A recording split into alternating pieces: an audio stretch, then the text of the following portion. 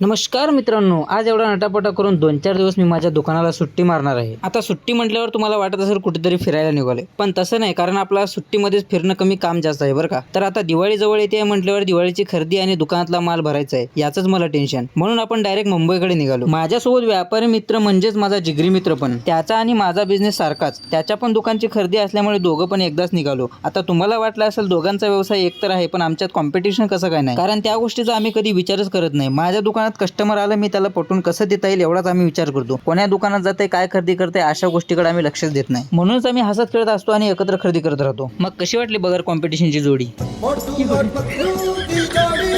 देगलूरवरून उदगीर गाठायचं म्हणलं की असं काहीतरी सोबत घ्यावं लागतं. शाळेच्या पोराला शीट पकडायची धावपळ किती आहे बघा. जायचं तर 10-15 किलोमीटरचं असतं, पण गडबड मात्र जास्त. तेवढ्यात आमची पण उदगीर गाडी आली. आधी खिडकीतून रुमाल टाकून घेतला. गाडी सोलापूर असल्यामुळे गचकाटून माणसं भरली होती. गाडी एकदम पॉश बघून मन भरून आलतं. ना मळमळ ना उलटीचं टेन्शन. आपल्या महाराष्ट्रात पिचकारी किंग कोबरा जरा जास्त दिसत. गाडीच्या बाहेर कमी आणि गाडीतच जास्त ठोकून ठेवतात. गाडी पण पॉश होती आणि मोसम पण एकदम मस्त होता.